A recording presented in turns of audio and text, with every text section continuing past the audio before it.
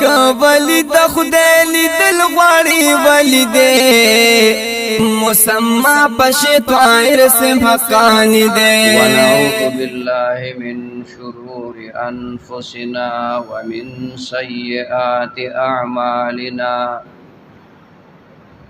يهده الله فلا مضل له ومن يضلله فلا هادي له ونشهد أن لا إله إلا الله وحده لا شريك له ونشهد أن سيدنا وحبيبنا ورحمتنا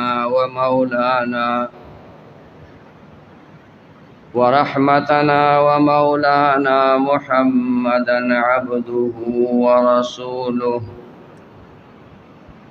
أرسله الله إلى كافة للناس بشيرا ونذيرا وداعيا إليه بإذنه وسراجا منيرا. أما بعد فأعوذ بالله من الشيطان الرجيم. بسم الله الرحمن الرحيم.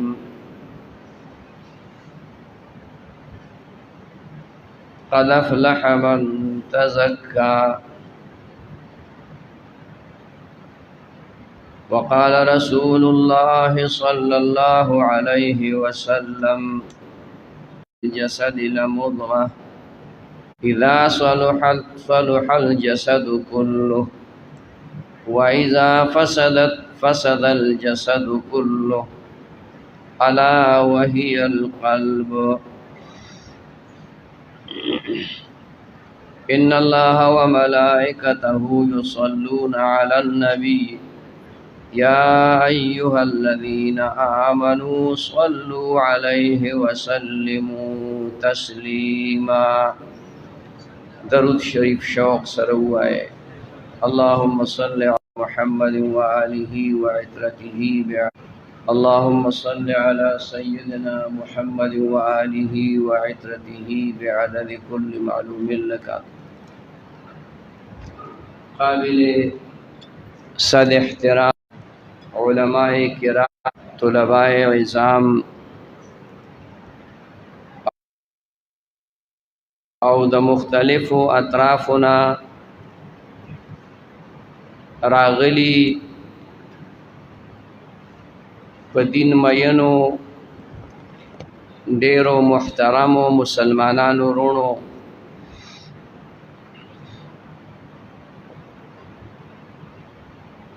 زما دا فکرو چې دا بیان یو عالم وکي. الحمدلله زمونږ سره مجلس کې ښه علما، مفتیان حضرات،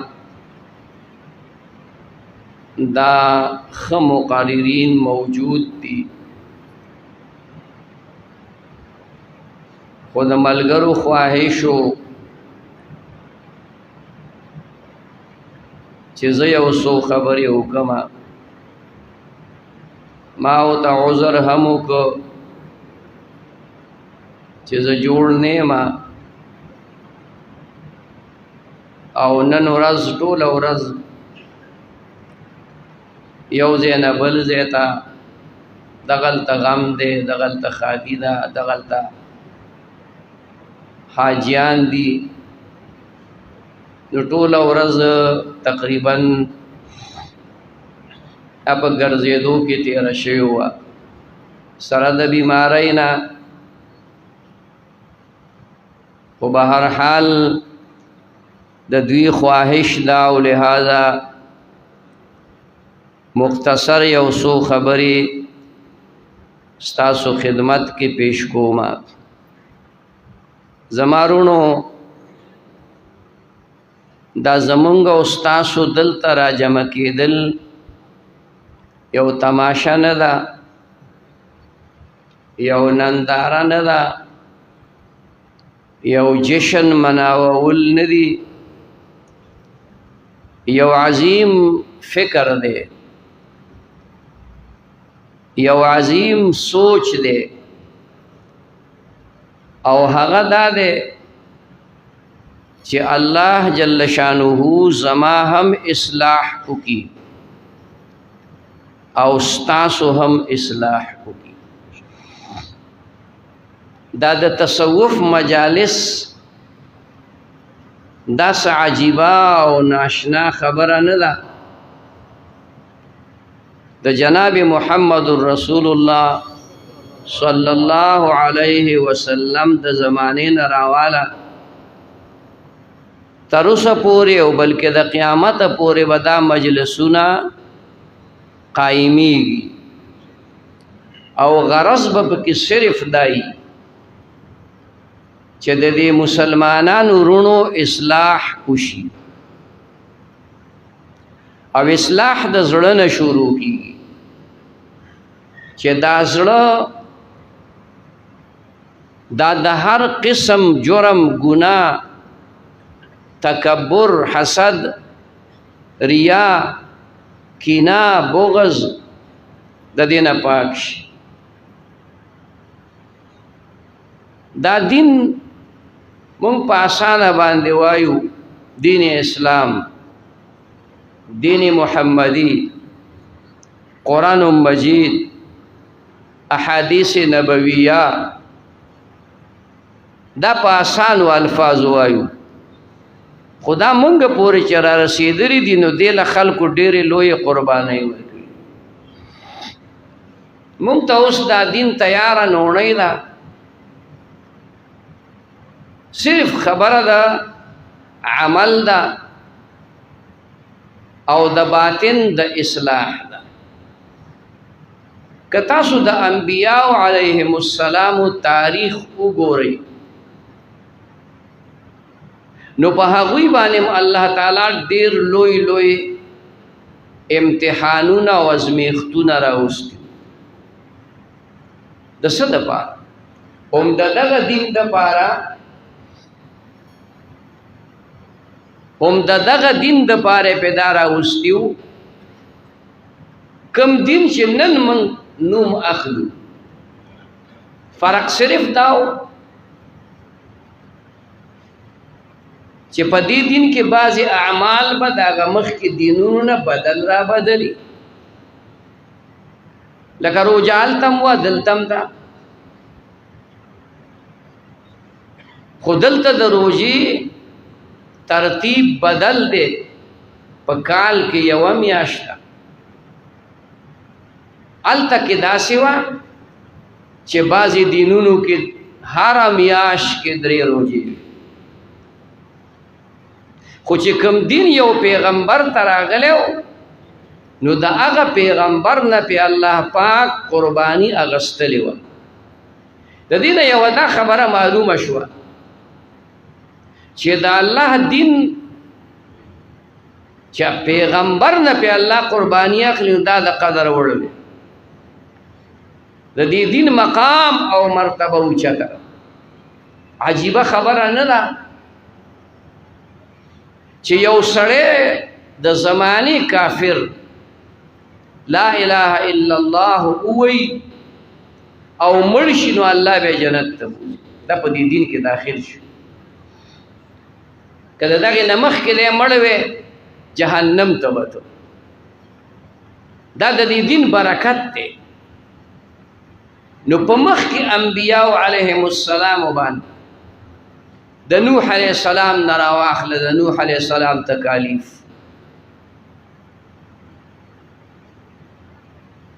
د ابراهیم علیه السلام تکالیف، د لوط علیه السلام، د ایوب علیه السلام،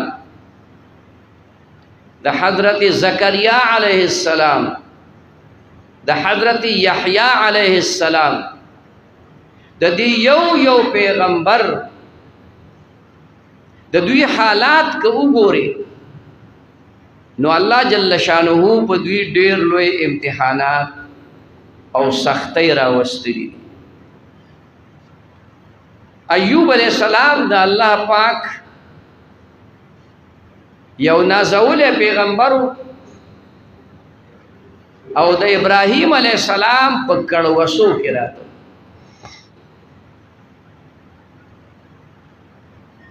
غالباً چې د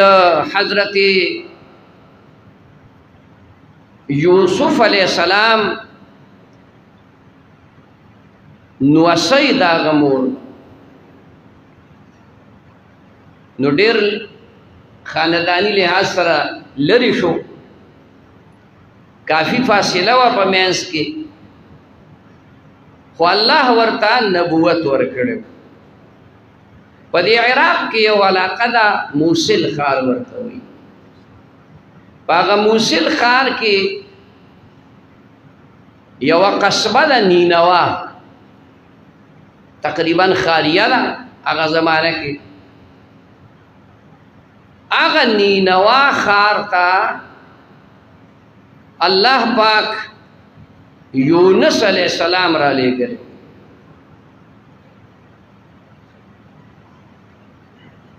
او په دغه علاقه کې الله لوط علیہ ایوب علیہ السلام هم پیغمبر را لے گئے دې دوړو پیغمبرانو باندې داسې زبردست امتحانات الله راوستي چې سړی هغه بیانوي نو ویښته پې نه ودرېږي ایوب علیہ السلام تا الله ډیر مال دولت جیداد دا ورکړو اولاد و زامن ویلونه او د هر یو د پاره ځان له کور جوړ کړو د زمیندارۍ د پاره زر غویان د قلبې د ځمکې د اړولو لپاره 1500 قلبې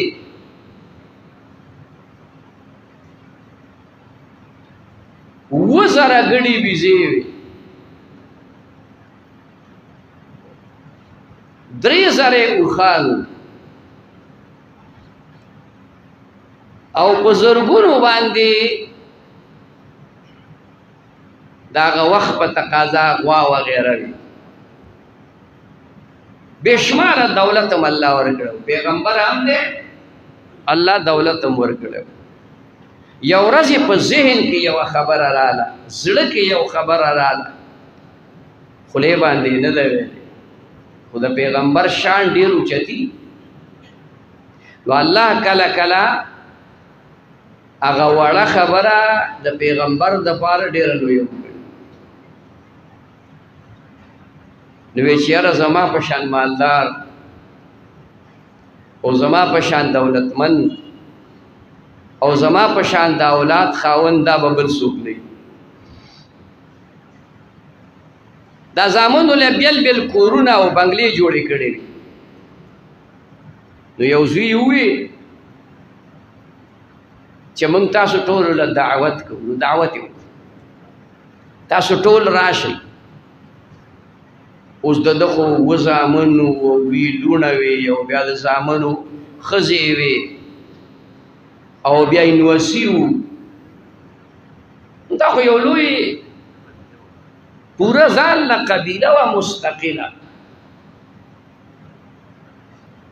نو د خپلې بیبي ته وی د بیبي نوم یې رحمت بیبي دی هغې ته یې ووی چې ما او تا به دلته پاتې شو د دې کور د څوکۍ لپاره ځکه کور خو د هر قسم مال و دولت نه ډک چې د یو سړي دومره غټه زمینداري چې هغه زر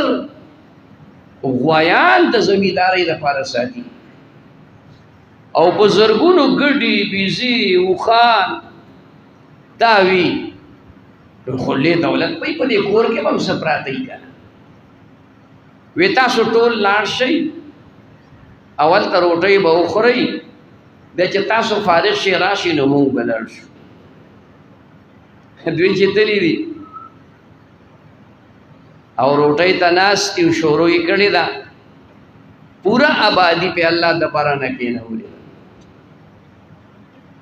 اگا بچی اگا لونا اگا زامن اگا نوسی اگا کڑوسی اگا ٹول پکیو وفات شو شہیدان شو دے چی خبر شو دیر روی غم و خفگان و پریشانی کرا بزرگون نوکران ورسرو چاہتے ہوئے چا دا غویان بوزو چاہتے ہوئے دا گڑی بیزی بوزو چاہتے ہوئے دا اوخان بوزو چاہتے ہوئے دا پٹیس تاسو چاہتے دا مال او دا دولت زسکو مس زما بچی لاڑا زمان وسی لاڑا زما کروسی لاڑا زمان گیان دلاڑے اس ماو بڑوئی میں پاتی ہوں زاو زما خزا تردی پوری چه دی بی بی با خدمت کو او چرته یو ټوکړه ډوډۍ دې پیدا کول او دوی به په شریکه باندې خوړل او د دې سره سره الله پاک بیماری هم راوسته ټینشن ورته ولګي په دې زمانه کې ورته ټینشن الکه چې د چا دومره لوی لخر بچي وفات شي نو ټینشن به ورته نه راځي مونږ خو دلته کې ټماټر ګران شو پیټرول ګران شو الوگان گران شو نو ٹینشن راتا رہا ہر وقت پا ٹینشن کی خدایا پاکا دا بس کی پا دے غم کی یو کنیو پا ایمانی گوایا ہو ہر یو ملگرے پا اتیارہ کی ہر سڑائی اریگی خو سوک کلو یا سوک نو تاسو ٹول پا ٹینشن کی ہر وقت پا دے غم و پریشانے کی چې نن خو مې ټماټر په 50 روپۍ باندې کیلو راوړي خو چې سبا د پاتیایي که په سل ځکه قیمت خو دلته ریټ خو بس یو درې کې نه کنه خبره روانه ده نو دې بیمار شو بعضې اسرائیلي روایاتو کې غلطې خبرې راغلي د په ایوب علیه السلام متعلق چې د په بدن کې چینجي وشو زمانونو ځای خبره یاد وساتئ الله په پیغمبر باندې داسې بیماری نه راولي چې د هغې نه خلک کرکه کوي او نفرت دا په پیغمبر الله نه راولي دغه هسې ډکوسلي دي دغې ته اسرائیلیات ویلی کېږي دا فرضي خبرې دي یهودو د ځانه جوړې کړي خبرې بس یو بیماری پہ اللہ راوستا سختا او زوی مدد دی ٹینشن دا غٹا بیماری دو بلشتا دا غم دے کنا غم زڑتا کوز نشو چه دا دمر لوی لخکر بچی لاڑل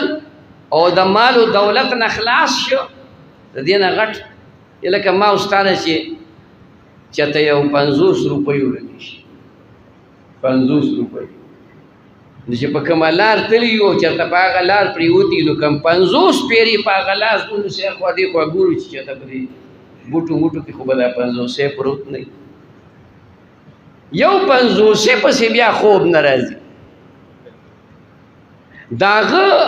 اربونه روپۍ لاړې ډوبې شوې یو سپی خلکو ساتلی سپی مردار حیوان دی دغه سپی دې مړ شو نو ډېر خلک مې لیدلي ورته جاړي سپی خو مردار شی دی ستا د جنس نام نه دی او د هغه خپل سکه بچي دي دا به غمجن نه وي ابه دردمن نه وي هغه ته به بیماري نه لګي نو روایاتو کې راځي چې 7 کاله دته دا بیماري وه یا زیاته و یا کمه وه روایت پکې مختلف نور هم راغلي دي 7 کاله دی په سخته بیمارۍ کې بیمار خو ده پې صبر کو دا کمال پکې و یاد وساته هره بیماری چې در باندې راله او صبر دې پې وکړو نو یو دا ده چې الله نه کومه دعا غواړې هغه به قبلېږي او دویمه خبره دا ده چې الله به درته هغه مرتبه درکړي چې په 1500 کاله عبادت کې ورته ته نشي رسېدلی په سونو کال عبادت کې ته هغه مقام او مرتبه ته نشي رسیدلی. نو الله جل شانه د صبر په بدله کې هغه ته څه ورکړه؟ ارکض برجلک، دا خپلې خپې دې ځمکې ته ووه. هذا مغتسل، یو چینه به دلته راوځي ولام به پکې، ټولې بیماری به دې ختم شي، دردونه به دې ختم شي، ټینشونه به دې ختم شي، تکلیفونه به دې ختم شي. و شراب سکې هم سکه هم دا اوبه الله جوړ چې جوړې کړه نو هغه بچي مو ورته الله را ژوندي کړه او هغومره بچي ورته الله نور ورکړه. تاسو فکر وکړئ، دې ته خیال وکړه. مقصد د خبرې زما دا دی چې دا دین مونږ ته مصایبو کې را رسېدلی دی، خو چې په دغه مصایبو دې صبر وکړو نو الله به مرتبه د دنیا کې هم درکړي، آخرت کې خو خود ده. اصل بدله په کوم ځای کې ده؟ آخرت کې ده. یونس علیه السلام قوم ته ووی په تاسو باندې عذاب راتلونکی دی. هغې وی څو ورځو کې به عذاب راځي. یو روایت کې راغلي 3 ورځو کې، بل روایت کې راځي 40 ورځو. نو ده دا سوچ وکړو چې د عذاب په دوی باندې راځي نو راشه ته لاړ شه. خدا الله نه تپوس نه وکړ، لاړ. یوې بیبي لا 2 زامن دي، لوڼې نشته، 2 زامن دي. روان شو، په لاره کې یو ډله راغله، بیبي ته هغوی واغست. دا فرشتې دا انسانان نه، د انسانانو په شکل. بیبي ته هغوی واغست، غمجن شو ډېر زیات. چې مخکې لاړ سیند دی، هغې کې طوفاني سیلابي اوبه راغلي. نو ده وی دا ماشومان خو نشي پورې وتی، خو داسې به وکړم دا یو به دلته کښېنو او دا یو به په اوږه کړم، پورې به یې کړم. دی چې پورې کړم بیا به راشم، بیا به لا بل په اوږه کړم. یو د 8 کالو دی، یو د 11 کالو دی، دواړه ماشومان دي. د 8 کالو د 11 کالو ماشوم دی. نو دا به یو ماشوم دلته پرېښود، بلې په اوږه کښېنو. چې څه ځای پورې لاړ، د دې خوړ د دې سیند د دې منځه پورې لاړ، نو شاته یې وکتل چې هغه بچی په څه حالت کې دی. چې ویې کتل بچی شر مخ پې حمله وکړه، ویې تښتو. ده باندې لرزه راغله، ورپېد. هغه بچی د اوږې نه پرېوت، اوبه وتښتو. یو بچی شر مخ یوړ، یو بچی سین یوړ. اوف، څه غم به وو که نه وو، څه درد به وو که نه وو. دی لاړ پورې و، بس لاړ. بچي خو لاړ، ښځه م لاړه، بچي م لاړه. چې مخکې لاړ په سیند باندې پورې کېدل دي، دریاب باندې کشتۍ ده. دې کشتۍ ته وروختو، خلکو ډېر قدر عزت ورکړ. دا یاد وساتئ، هر پیغمبر الله پاک حسین و جمیل پیدا کړي، ښایسته ښکلی. د نبوت نورانیت او د عبادت نورانیت هغه خو لا جدا څیز دی، خو ظاهري شکل و صورت هم د پیغمبر ښایسته او ښکلی.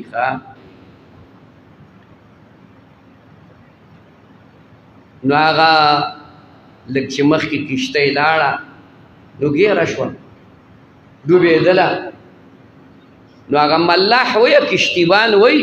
هلکه وایي زما په دې کشتۍ کې چې داسې یو سړی راغلی چې د خپل مالک نه را تښتېدلی، دا کشتۍ ځي نه، دا به ډوبېږي. تاسو کې چې کوم سړی داسې وي چې د مالک نه بغیر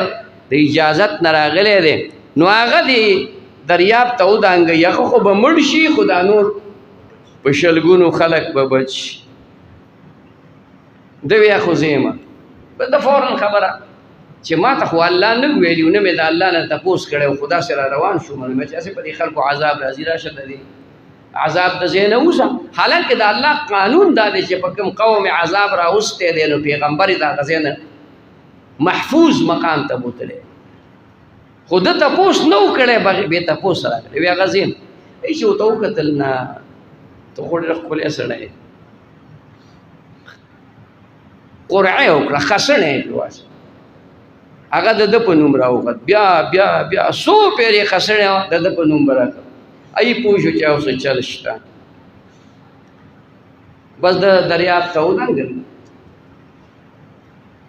بحر محیط یو لوی دریاب دی د هغې یو عظیم الشان مئی ته الله حکم وکړه شا به منډې زما یو نیازبین بنده هغه دریاب ته رادانګي خېټه کې واله شخول پې مه وه خوریم ستا دا خېټه به د هغه دپاره جیل خانه شخون به پې نه وی فورا الله د ده زړه کې واچول دا دعا یې شروع کړه لا اله الا انت سبحانک انی کنت من الظالمین دا دعا سار ماښام وایه سلسل پیری هر قسم ټینشن پریشانی مختلفې وظیفې زه دې ملګرو له ورکوم څوک تپوس وکړي خو دا ډېره مجربه وظیفه ده لا اله الا انت سبحانک انی کنت من الظالمین د ډېرو امراضو علاج هم دی دا یې شروع کړه یا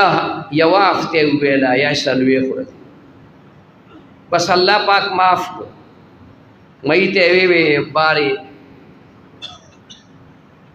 د دریاب دی غاړې ته راوغورځوه دا بدن یې کچه شوی لکه د اومو په یو پیری وی دننه خو پې نور نه لګېده که د مئی د بدن تیاره یوه ده د خېټې تیاره بله ده په کومه پرده کې چې دی هغه بله ده د دریاب تیاره بله ده د شپې تیاره بله او بیا مئی په خپله باندې انتهایی ګرم دی مئی ګرم دی ګرم دی که سړی چې مئی وخوري چېرته دا غلطي چېرته ونه کړي وارث صاحب مئی وخوري نو تږی کېږي سړی عاشق بفنا سیر از معشوق نگردد پوهېږي فارسی میدانی نه میدانی عاشق بفنا سیر از اس کا په دغې نه پوهېږي نو په دې خو به پوهېږي چې عاشق په خپله معشوقه هېڅ کله نه مړېږي عاشق په خپله معشوقه هېڅ کله نه مړېږي مهیک شي غذانو هم طلب د اوبو کاندي دا مئی په دې جومات کې اوسېدی شي اوبو نه راوباسي مړ کېږي دا اوبه معشوق دی نو چې دا دې پوخم که ودې خور بیا هم درنه اوبه غواړي بیا هم درنه اوبه غواړي نو د مئی په خېټه کې انتهایی ګرمایش نو دی بلکل خوړین کړی دی نو الله جل شانه ورسره احسان دا وکړو چې د کدو ونه یې جوړه کړه د کدو ونه یې که بوټی یې زی دی د کدو زی دی خورېږي په ځمکه باندې الله جل شانه شجره لفظ ویلی دی دا شجره لفظ بعضی مفسرینو دا لیکلي چې د کدو پاڼه د کدوه خو ډډ ورله الله ورکړه نیغ یې وخېژوله ونه یې ونه جوړه کړه او دی د هغه سوري ته د کدو په پاڼه کې دا کار دی چې دا ماشه یو مچ پیدا کېږي او سوری هم دی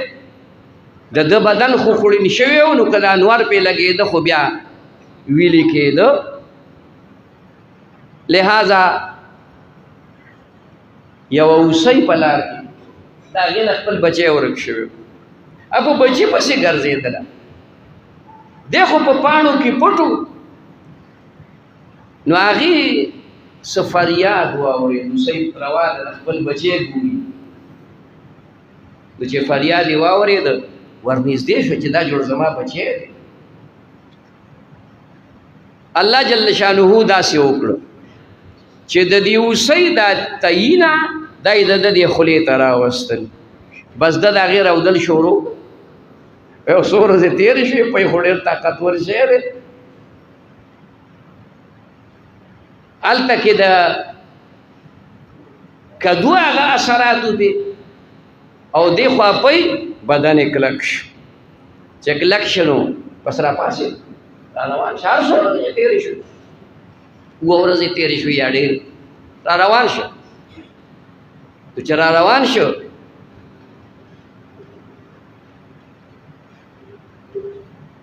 نو یو ډله وله مخې له ورغله چې کتل یې د ده بیبي باندې لکه دا خو زما ښځه ده تا سره ویا و که نه دا خو چېرته ورکه شوې وه او مونږ را روانه کړي چې څوک یې پیدا شي چې دا زما ښځه ده زه یې خاوند یم که نه ویې ځه ښځه یې پیدا شو بیا دی را روان دی بل یو ډله د یو څو کسانو ډله وله مخې له ورغله چې ګوري د ده یو زوی ورسره دی هغه زوی ورسره دی چې کوم شر مخ تختولی دی هغې ورته وایي یاره داسې چل دی چې موږ د شر مخ نه یو ماشوم خلاص کړی دا دی نه چې تا ته به څوک معلوم نه وي چې ده ورته وکړه دا خو زما زوی دی الله اکبر یا چې ستا زوی دی نو هله اخلی چې موږ ته بېغمه شو زوی وارس وی یاره زما یو بل زوی موسین وړی و د هغې خو به تاسو ته څه پته نه وي نو هغې ورته وي داسې وکړه چې په دې سیند په ښکته فلاني ځای پورې لاړ شي هلته د سیند په غاړه کلی دی یو سړي یو ماشوم نیولی کېدی شي هغه دې سیند کې ماشوم هغه نیولی دی چې هغه لاړ چې ورسېد دا سړي معلومات یې وکړه وی چې دغسې زما یو بچی ما نه سیند تختولی و